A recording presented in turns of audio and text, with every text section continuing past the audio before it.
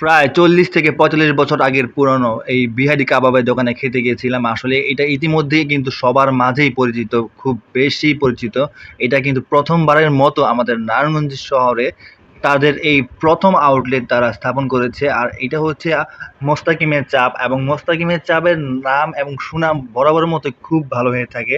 আর সেটার আজকে উন্মোচন করতে বা সেটার আজকে আইডেন্টিফাই করতে যে খাবারের টেস্ট কেমন, খাবারের কোয়ালিটি কেমন, খাবারের কোয়ান্টিটি কেমন, সেটা আজকে ট্রাই করতে বা দেখতে গিয়েছিলাম যে তাদের খাবারের মধ্যে বা স্বাদ, তাদের মাসালা চিকেন, ভেজা ফ্রাই এবং তাদের স্পেশাল কিছু আইটেম আছে যেমন হারিয়ালি কাবাব, এবং তাদের অনেক সিগনেচার আইটেম আছে যেগুলো কিনা ট্রাই করতে গিয়েছিলাম। আসলে কি তাদের এখানকার মধ্যে সব খাবারই আমার কাছে ভালো লাগছে। স্পেশালি ভালো লাগছে হচ্ছে তাদের ভেজা ফ্রাইটা খুব ভালো, আর তাদের মাংসগুলা বা তাদের কাবাবগুলা খুবই জুসি, খুবই টেন্ডার।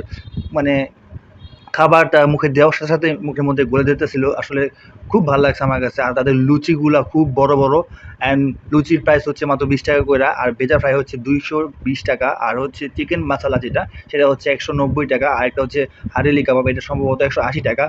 এর মধ্যেই তাদের এই খাবারগুলা খেতে আমার কাছে খুব ভালো লাগছে।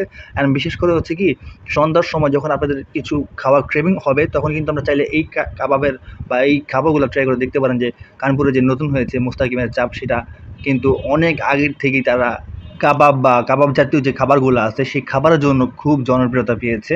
সেটাই আজকে দেখতে গিয়েছিলাম যে তাদের এই খাবারটা আসলে এত নাম শুনেছি, এত হাইপ উঠেছে, সেটা আসলে খেতে বা মুখের স্বাদ কতটুকু ভালো লাগে। আর সবার মুখের স্বাদ বা টেস্ট তো এক হয় না। তো আমার কাছে মোটামুটি ওভারঅল তাদের খাবার ভালো লাগছে, তাদের অ্যাম্বিয়েন্সটা ভালো লাগছে, ভিতরে বাইরে বসার জায়গা পর্যাপ্ত পরিমাণে আছে। অ্যান্ড তাদের যে ভেজা ফ্রাইটা খুবই সফট, খুবই নরম, মুখে দেওয়ার সাথেই জিনিসটা গলে যেতেছে আর ব্লাস্ট করতেছে মুখের মধ্যে বিষয়টা।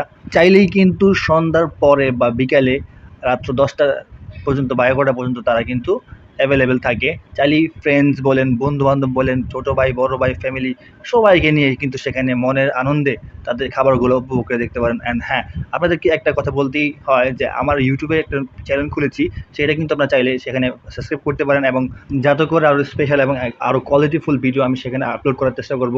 আর আপনাদের সাপোর্ট, আপনাদের ভালোবাসার কারণেই আজকে এতদূর পর্যন্ত আমি কনটেন্ট বানাচ্ছি বা ভিডিও করতে বা বানাতে আমার কাছে ভালো লাগে। আপনাদের সাপোর্ট, আপনাদের ভালোবাসা পাই বলেই কিন্তু এই কনটেন্টটা করতেছি। কোনো রকম লাভ লস নাই বললেই চলে। আসলে কি, আপনাদের ভালোবাসা আপনারা দেখেন বলেই কিন্তু আমি ভিডিওগুলা বানাই।